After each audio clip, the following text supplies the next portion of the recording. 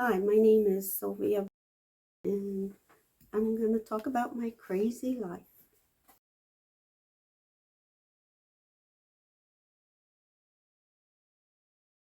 I'm the oldest of five. I have a brother who passed away at 55 from lung cancer. Then I have a next brother, and then I have a sister who passed away at 16 of mononucleosis. And then I have another a half sister who is still alive. And my dad was hardly ever home. He was an alcoholic. And my grandmother lived with us for a while. And my brother and I, we lived on a farm and we were outside a lot. And he went down to the pond. It was frozen. And I told him not to go to the edge, but he did. And he fell in. And so I laid on the ice to try to pull him out, but he pulled me in. And that water, it just wants to suck you right up under the ice. And how we got out, I have no idea. But now, at the time I didn't know, but now I know it was by God's grace. He saved us. And then there was a time at the same farm that my brother was picking up the little chickens, and the mother chicken came after him and flopped him, and I told him to put the peep down, but he wouldn't listen, and he got flopped. And then we were following our dog. Her name was Lady, and she had 3 paws. She lost her 4th one. She got caught in a fox trap and her paw fell off. And she was chasing a skunk. And we thought this was cool, so we were following too. So all 3 of us got sprayed. And then one time at that house, at the farm, my mom hid our Easter baskets upstairs. Well, I decided to hide my sister's somewhere else. So I was taking it down the stairs, and I dropped it. And everything fell out of the basket, and I got in trouble. And then we moved a lot of times when we were kids. We moved a lot. And at the one place we lived, there were boys who lived up at the end of the road where we had to go to the bus stop. And they would chase my brother and I. They would chase us until I fell and had my leotards torn. And my brother would fall too. And then the one boy, I had gotten a new coat, and he took a cupcake and smeared it right down the back of my coat. And I went home to my mom and told her, but that was the end of it. And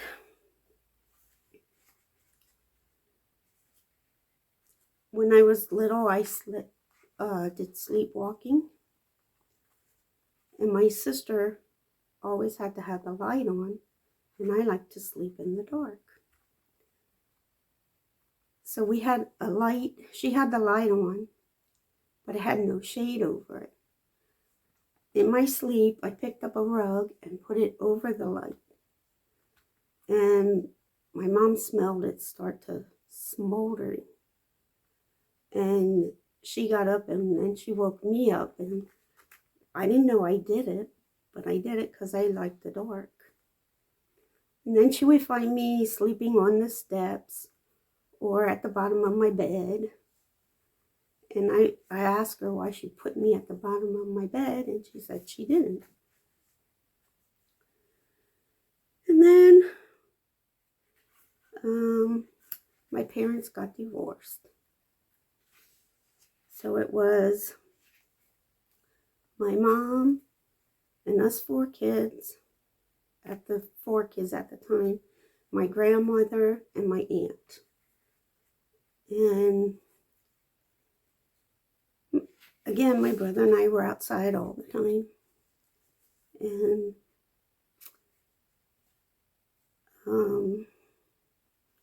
my grandmother had a boyfriend, and he was an alcoholic. And my youngest brother was his pick. And I was 13, and I was trying to dress him. And of course, I wasn't gentle because I was a kid. And he got mad, and he came over and grabbed me and flipped me upside down and held me by my feet. And yeah. And let's see. And my sister and I were always fighting. And my mom used to work at a sewing factory, but then she went to another sewing factory, and she met a Jehovah's Witness there. And then she met a man there, and they got married, and I rebelled because my Christmas was taken from me. Everything was taken from us. And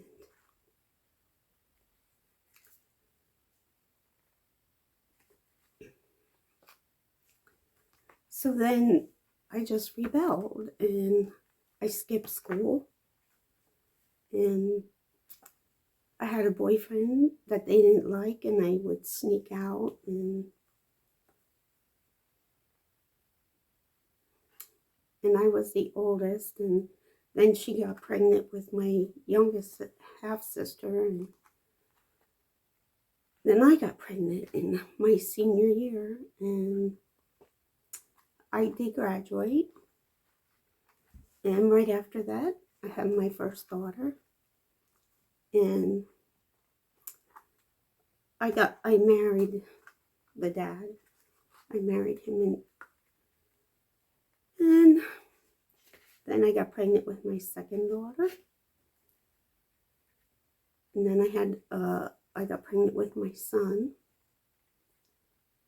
And then I got pregnant with my youngest daughter.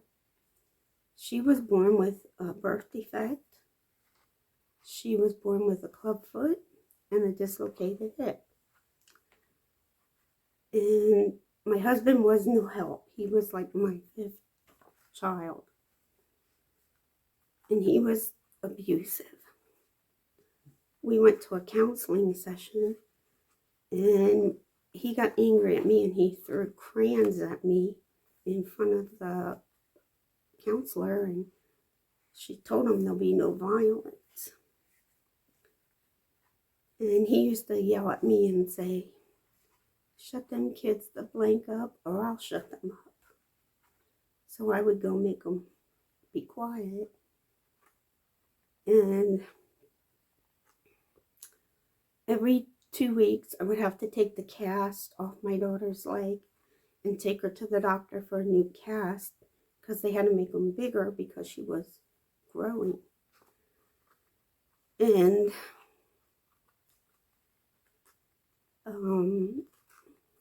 then my son got sick, and it turned out that he had leukemia. He was in the hospital for 2 weeks, and he had to have a lot of chemotherapy. And I took him all the time, and I took my kids with me because I was afraid to leave them with him. And then I stayed with him for 9 years, and then I couldn't take it anymore. So I went to a shelter for women. And he changed the locks on the door, and I couldn't get back in. And he wouldn't give me my kids' clothing. So I had to get a constable to go back to the house to get my kids' clothing. And then he took me to court for custody of the kids. And he didn't get custody, I got custody of the kids. Because he would do things for attention, and when we were in the courtroom, he made himself fall off the chair to the floor, and yeah. And he was always reporting me to children and youth that other boyfriends I had were sexually abusing my kids, and that I wasn't a proper mother. They were outside with dresses on and no coats. But it was the neighbor kids below us that were outside. And they would always come and close my case because there was no. And I didn't want to hear anything about God. If you tried to talk to me about God, I didn't want to hear it. And then I got a job.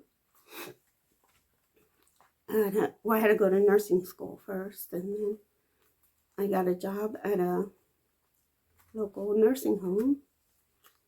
And my ex-husband said, "You're too stupid, you'll never make it." And he always told me I was stupid.